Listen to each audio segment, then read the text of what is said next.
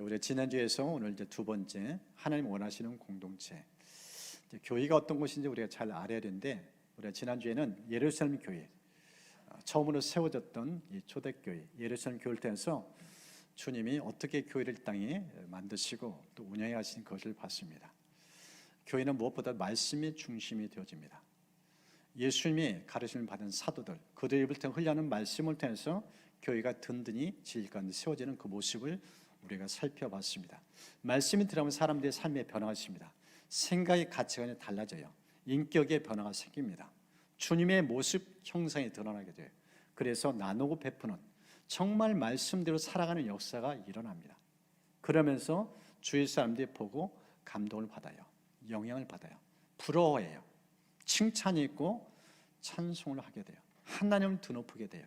하나님이 통치하신 곳, 교회의 아름다운 영광스러운 그 모습을 이제 보게 되어집니다. 우리가 지난번에 살펴봤던 부분이 바로 그런 것입니다. 오늘은요, 고린도 교회를 통해서 교회가 어떤 것인지, 이 교회를 통해 주시는 메시지가 무엇인지 함께 살펴보려 합니다. 사도행 18장을 보면은 이 고린도 교회가 세워집니다. 사도 바울이 2차 전도에 하면서 이제 하나님께서 유럽에 가서 복음을 전하는, 그래서 빌립보를 시작해서 여러 지역을 다니면서 복음을 전하는데 계속적으로 박해자, 반대자들이 많아요.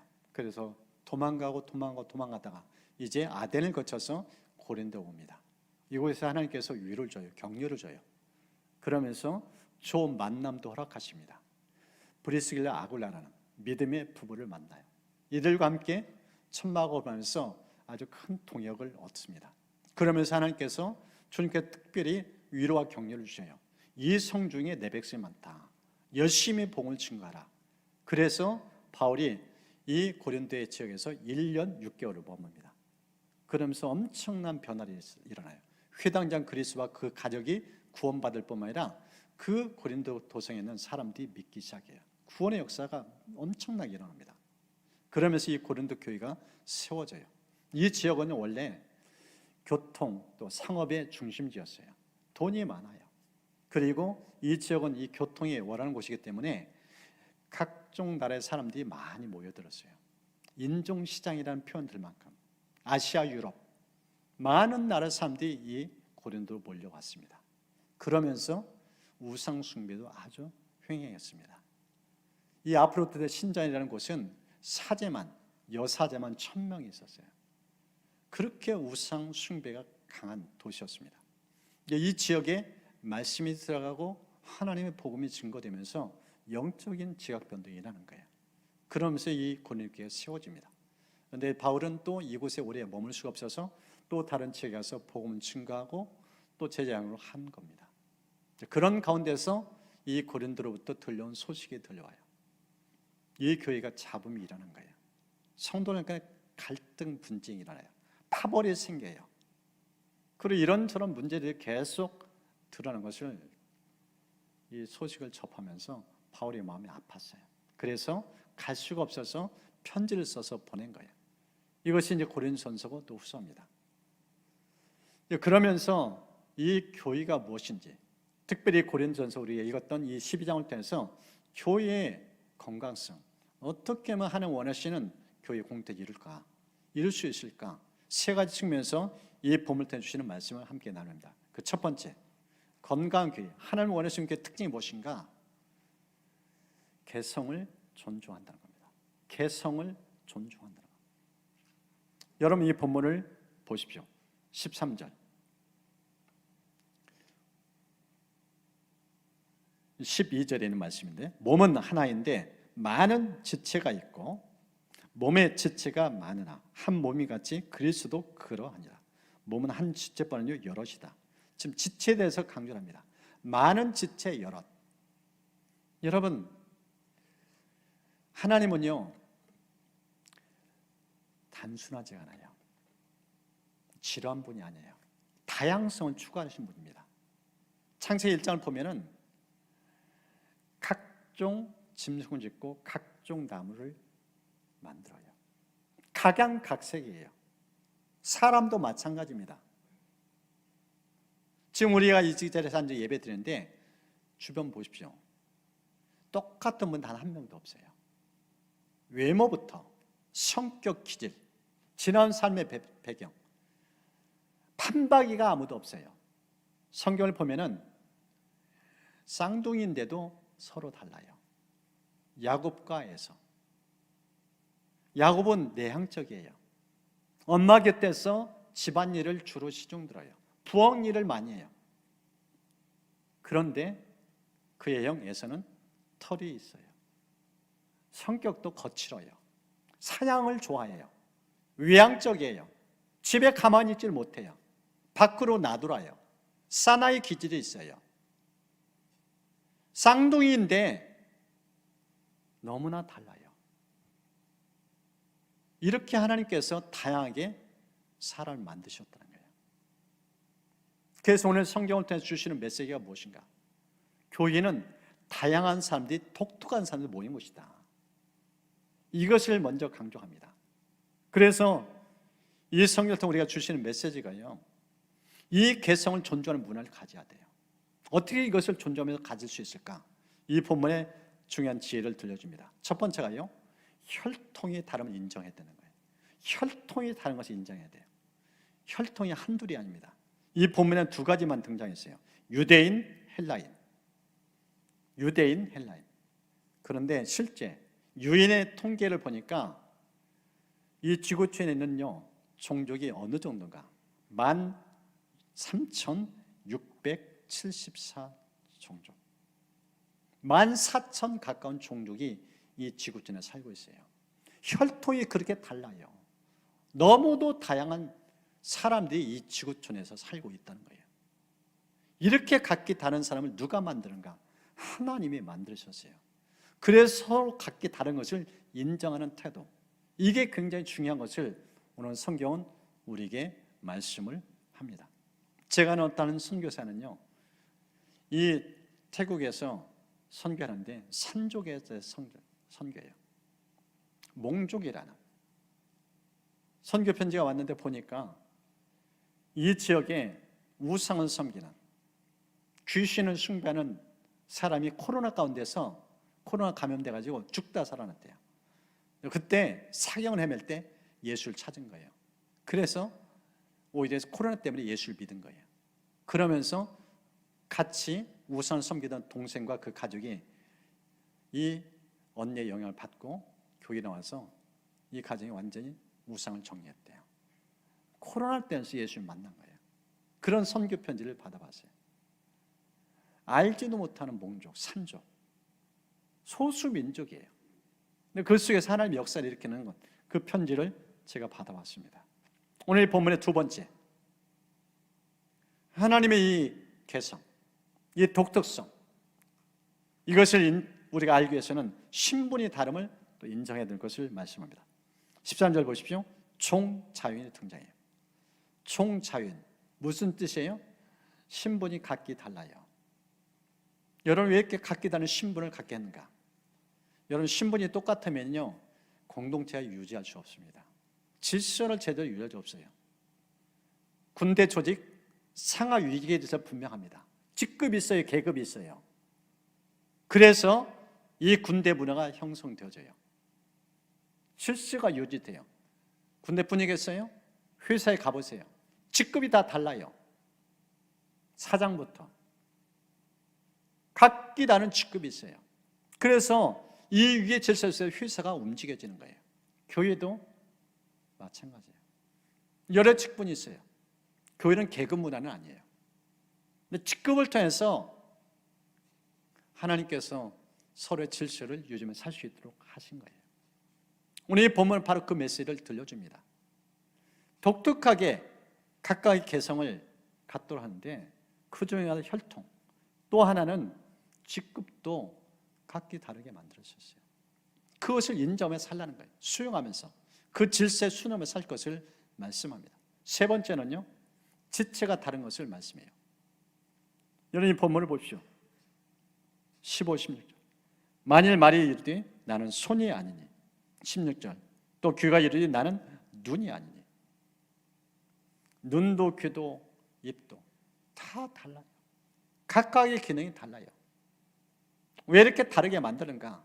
각각의 기능이 있기 때문이에요. 그래서 서로 다름을 인정하는 태도가 중요하다는 겁니다. 그것을 인정하고 수용하는 태도가 중요하다는 거예요. 통계를 보니까요, 인체 신비 가운데 숫자로 나타난 이 통계가 있어요. 우리 이 신체 구조 가운데 뼈가 206개예요. 뼈가 206개. 근육은 5, 600개. 관절은 100개 이상. 혈관의 길이는 어느 정도가 10만 킬로. 지구를 3바퀴 돌고도 남는데. 뇌는 1000억 개의 신경세포. 하루 동안 우리가 생각하는데 1000만 개의 뇌세포가 활동한대요. 보이나요? 인체의 신부예요. 이것뿐만이 아니에요. 피부는 매월 4, 5주마다 새롭게 피부가 바뀐대요. 피부의 무게가 일생 동안 4, 50kg가 된대요. 하루에 호흡을 2만 번 정도, 혈액은 1분에 한 바퀴씩 돌고, 심장은 하루에 10만 번 이상 뛰어요. 평생 물과 음식물 섭취하는데 50톤, 각각 50톤을 섭취해요. 하루 동안 눈은 몇 번이나 깜빡하는가? 900번 이상을. 일생에 거쳐서 손톱은 얼마나 자란가? 1.5m. 머리카락은 7, 8m 자란대요. 일생 동안. 각각 달라요. 그러면서 제 기능을 하고 있는 겁니다. 그래서 오늘 본문의 10절전에 이렇게 말씀해요. 만일 온몸이 눈이면 듣는 곳은 어디며 온몸이 듣는 곳이면 냄새 맡는 곳은 어디냐. 똑같게 만들지 않았다는 거예요. 각기 다르게 만들면서 이 몸을 유지하도록 하고 있음을 말씀을 합니다. 그러면 18절에 보십시오. 그러나 이제 하나님이 그 원하신 대로 지체를 각각 몸에 두셨다. 교회에 나와 다른 사람, 처음 만날 때 대화가 잘 안 돼요. 성격의 기질이 너무 달라요. 외모만 다르지 않던데 생각의 일치가 쉽지 않아요. 그래서 마음을 멀리할 수도 있어요. 사랑방 이제 내년도에 새롭게 개편돼서 사랑방 첫 만나는데 첫 자리가 굉장히 싸늘해요. 마음을 열기 어려울 수 있어요. 어떻게 저렇게 나와 다른가? 그런데 누가 그렇게 하셨다고요? 하나님이 그렇게 하셨다는 거예요. 서로 다른 사람이 함께 모이도록 하셨다는 거예요. 하나님이 두셨다고 말씀합니다. 여러분 12제자 보십시오. 마가복음 3장을 보면은 제자들이 이렇게 기록해 놨습니다. 이 12를 세우셨으니 시몬에게는 베드로라는 이름을 더하셨고 세베대 아들 야고보 형제 요한은 보아너게. 이 뜻이 무엇인가? 우리의 아들. 그리고 맨 마지막 가룟 유다, 예수를 판 자. 그 앞에 보면은 또 다른 제자의 이름이 쭉 열거돼요. 여러분 이들은요 각양각색이에요. 직업도 성격도 기질도 너무 달랐어요. 3년 동안 제자 훈련하는데요 치고받고 서로 시기하고 얼마나 힘든 시간을 보낸지 몰라요. 그런데 이들을 누가 불렀다고요? 예수님이. 그것도 철학기도 하면서 철학기도 한 후에 뽑은 사람이 12제자예요. 변화될 것 같은 사람. 심지어 예수님 십자가에 못 박혀서 돌아가기 위해서 예루살렘에 가는데 그때 제자의 대화가 무엇인가? 주님한테 청탁을 해요. 좀 더 좋은 자리, 좀 더 높은 자리. 자기들만 잘 되길 원해요. 그러니까 다른 제자들이 시기해요. 분쟁이 일어나요. 훈련 받으면서도 그렇게 안 바뀌어요. 그랬던 제자들입니다. 그러면서 사도행전 보니까 달라져요. 성령을 통해서 하나 되게 하시는 하나님의 역사를 보면서 놀라운 팀워크가 이루어져요. 그런 역사를 보게 되어집니다. 그래서 이 교회 건강성을 유지하기 위해서는 무엇보다도 하나님께서는 개성 있게 만드셨다는 것, 독특성 있게 다양하게 만들었다는 것, 이걸 인정 수용하는 태도가 필요합니다. 혈통도 신분도 지체도 각각 다르게. 누가요? 하나님이. 다름을 인정하는 태도가 중요하다는 거예요. 다름은 틀림이 아닙니다. 서로 존중하는 태도가 중요하다는 거예요. 두 번째는요, 하나님 원하시는 공동체 이루기 위해서 필요한 것, 연합입니다.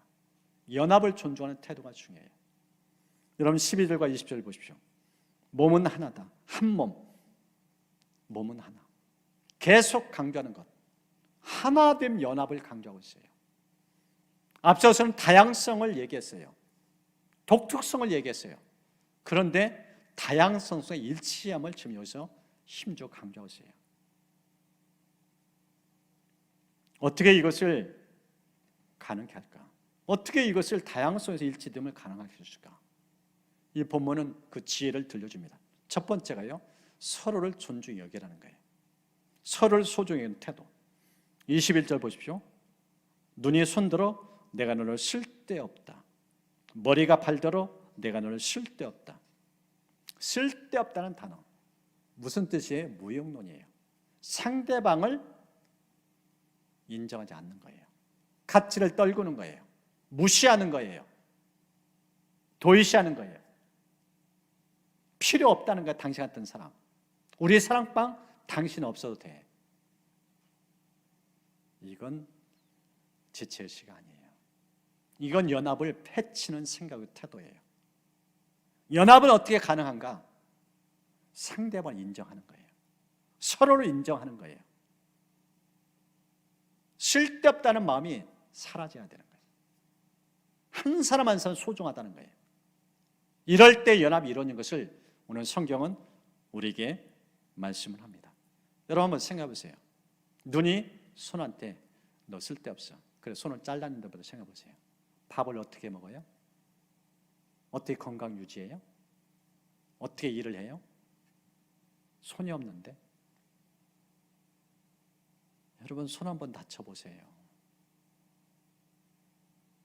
몸이 전체가 고생해요. 머리가 발한테 너 쓸데없어. 다리 잘랐다 생각해보세요. 어떻게 해요?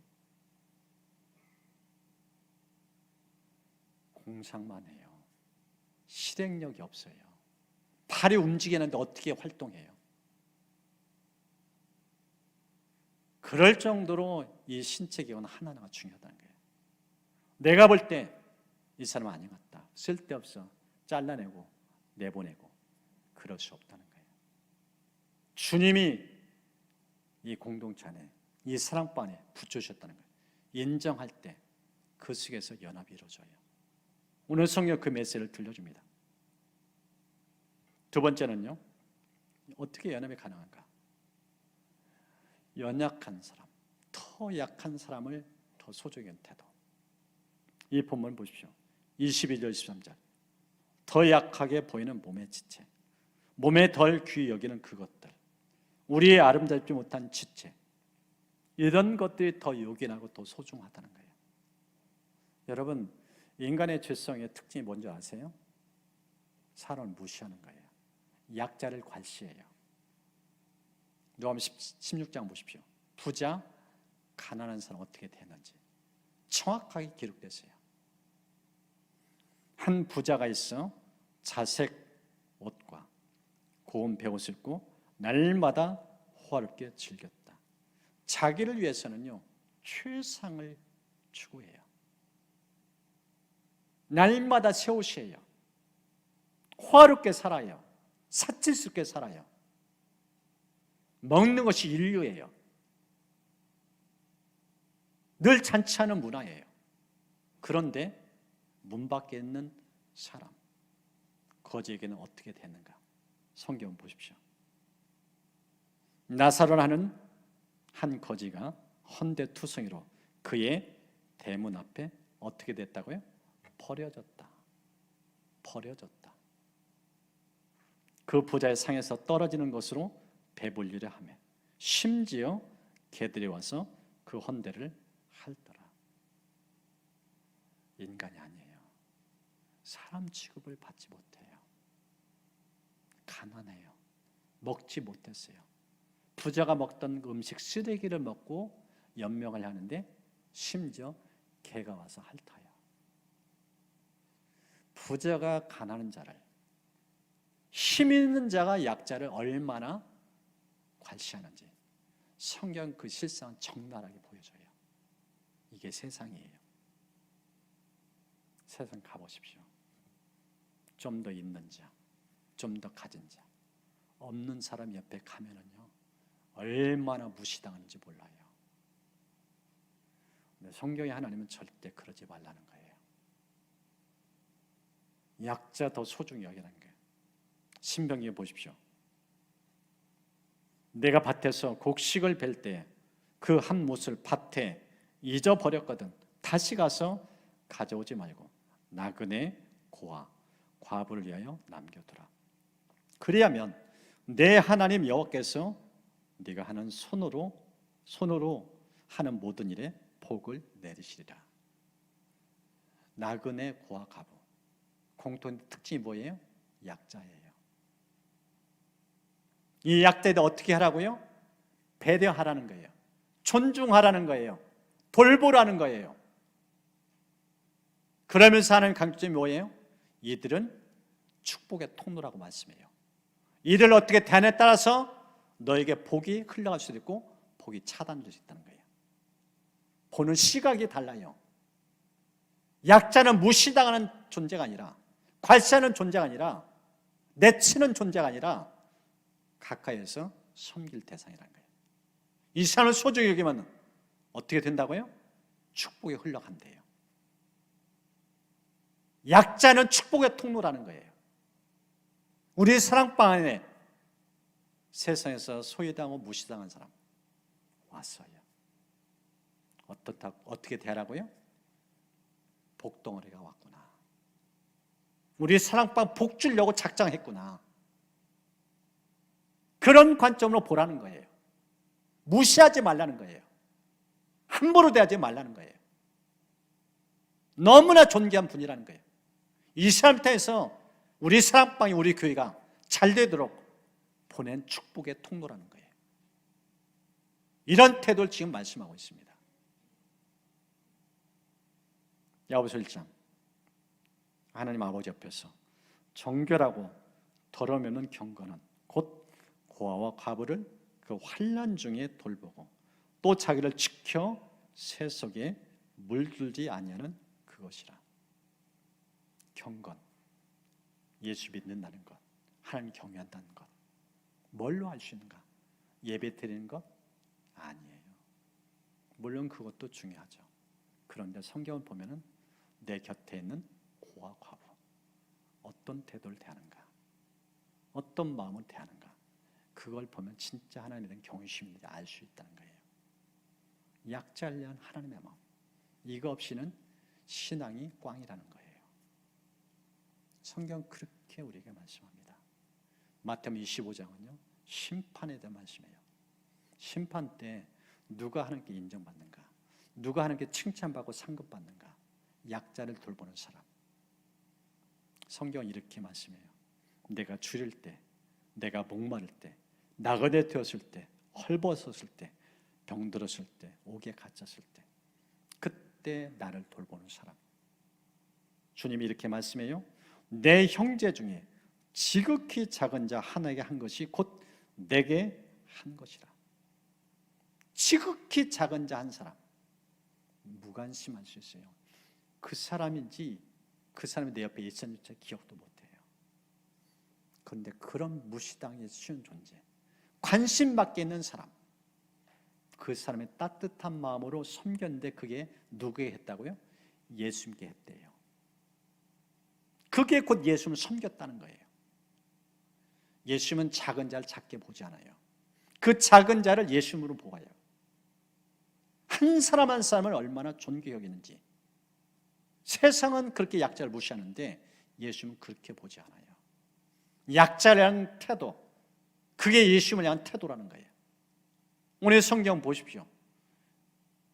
어떤 교회가 건강한 교회인가, 어떤 교회가 하나님 원하시는 교회인가, 약자를 대한 태도를 보면 안다는 거예요. 약한 사람을 이 교회가 어떻게 되는지, 이 사람과 어떻게 되는지 그걸 보면 그 진짜인지 가짜인지 알 수 있다는 거예요. 오늘 성경 그 메시지를 우리에게 들려줍니다. 하나님께서 저와 이런 10년 가운데 약자에 대해서 예수님의 마음 품고 예수님 관점으로 바라보면서 정말 축복의 통로로 한 분 한 분 섬길 수 있는 은총을 축복합니다. 이 본문을 보면 세 번째 주시는 메시지, 협력을 존중하라는 거예요. 어떻게 협력하는가? 두 가지가 나와 있어요. 그 첫 번째가요, 돌봄입니다. 여러분 25절 보십시오. 몸 가운데 분쟁이 없고 오직 여러 지체가 서로 같이 돌보게 하셨다. 돌봄이라는 단어가 등장합니다. 그런데 돌봄을 누가 한다고요? 서로가 서로에게. 방장이 방언만 하는 게 아니에요. 방언도 방장을 섬길 수 있어요. 서로가 서로를 돌보는 거예요. 좋은 사람방 건강한 교회 특징이 무엇인가? 서로에 대한 관심이 있어요. 서로에 대해서 섬기려 하는 마음이 있어요. 함께 돌보니까 너무 행복한 거예요. 여러분 사도행전 3장 보십시오. 40년 넘게 구걸한 사람이 등장해요. 이 사람은 신체가 온전치 못해요. 걷지를 못해요. 태어나서부터 장애인이에요. 그래서 평생 손을 내밀어 구걸하며 인생을 살았어요. 그런데 이 사람에게 다가가서 따뜻하게 말문을 열고 대화를 나눴던 사람이 없어요. 그저 오늘도 이 사람에게 필요한 돈이다. 돈만 주고 갔지 다가가서 눈을 맞추고 손을 내밀고 마음을 교류했던 사람은 없어요. 그 현장에 따뜻한 마음을 가진 두 사람이 나타났어요. 베드로와 요한. 이들의 특징이 무엇인가? 이 사람의 관심이 있었어요. 그래서 다가가요. 눈과 눈을 마주쳐요. 마음을 읽어요. 입을 열어서 말을 해요. 말을 걸고 대화가 되어져요. 궁극적으로 예수님이 이 사람을 낫게 하셨고 이 사람을 일어서게 했지만은 중요한 것은 손까지 내밀어요. 일어서게 만드는데 이 두 제자를 통해서 이 두 사도를 통해 보여주는 모습이 무엇인가? 누가 이 땅에 주저앉은 사람을 이렇게 서는가? 그걸 보여줘요. 관심이에요. 따스한 마음, 돌봄의 마음, 이 돌봄의 정신이 이 사람을 이렇게 세운 거예요. 이 돌보고자 하는 마음이 있을 때 그 속에 주님이 일하셔요. 역사를 일으켜요. 살만한 세상을 만들어줍니다. 우리 교회가 이 땅에 존재하는 이유가 무엇인가? 그 마음이 필요한 거예요. 관심 갖고 다가가는 거예요. 눈을 맞추는 거예요. 말을 거는 거예요. 손을 잡아주는 거예요. 주저앉은 인생 함께하면서 서로 일으켜주는 보상. 이게 진짜 교회라는 거예요. 오늘 성경 그걸 우리가 말씀합니다. 협력의 태도. 함께 돌보는 이 마음. 두 번째는요. 이 본문을 보면은 중요한 메시지 또 하나를 우리에게 강조합니다. 공감이에요. 공감의 마음. 말씀 보십시오. 만일 한 지체가 고통을 받으면 모든 지체가 함께 고통을 받고 한 지체가 영광을 얻으면 모든 지체가 함께 즐거워한다. 함께. 이 세상 제일 맛있는 라면이 함께 라면이래요. 함께 하는 것. 교회가 어떤 곳인가? 함께 할 때 누리는 기쁨. 침도 함께 나눠지는 것. 이것이 진짜 멋진 교회라는 거예요. 누군가 아파하는데 관심도 마음도 없고 이건 교회가 아니라는 거예요. 교회는 마음과 마음이 통해요. 어떤 성대 아픔이 들으면 내 가족이 당한 아픔처럼 여겨요. 뜻을 모아요. 마음을 모아요. 함께 나눠줘요. 그런 모습을 보여줍니다. 계시록을 보면은요, 하나님 우리와 함께하는 모습을 보여줘요. 함께하신 예수님, 함께하신 하나님이 어떻게 우리에게 다가오시는지 이렇게 말씀합니다. 하나님이 그들과 함께 계시니 그들은 하나님 백성이 되고 하나님 친히 그들과 함께 계셔서 모든 눈물을 그 눈에서 닦아주신다. 함께 하시는 하나님의 속성, 그 특징이 무엇인가? 손을 내밀어 우리 눈에서 흐른 눈물을 닦아준대요. 천국 24 하면은 하나님 우리를 어떻게 맞이해준가? 손 들고 다가오신다는 거예요. 그러면서 눈물을 닦아주셔요. 공감하시는 예수님. 이 땅을 살면서 얼마나 인생이 고단했는지, 얼마나 힘겹게 인생을 살았는지 다 보고 계시고 알고 계세요. 그 하나님의 공감이 어떻게 드러나는가?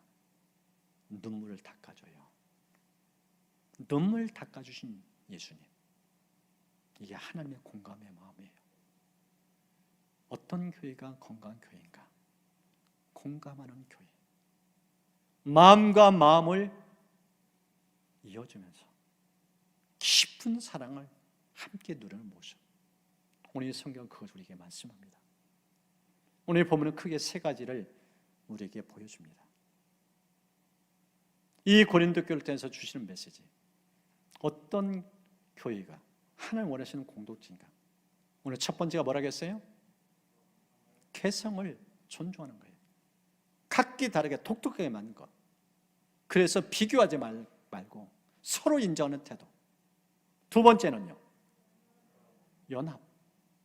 다양성 속에 일치를 할 수 있다는 거예요. 한몸 정신. 우리는 따로따로 아니라는 거예요. 다양하면서도 독특하면서도 얼마든지 하나됨을 이룰 수 있다는 거예요. 그리고 마지막 세 번째, 협력. 어떻게 협력 가능하다고요? 돌보는 거예요. 공감하는 거예요. 그래서 이런 마음을 갖고 살면은 진짜 멋진 교회 이뤄갈 수 있어요. 우리 교회 40년 좋은 교회 이루려고 많이 힘쓰고 애쓰고 노력하는데 이제는 더 좋은 교회, 진짜 하나님 원하시는 교회를 해서 이 세 가지를 마음에 품고 그런 교회 함께 만들어가기를 주의 이름으로 축복합니다.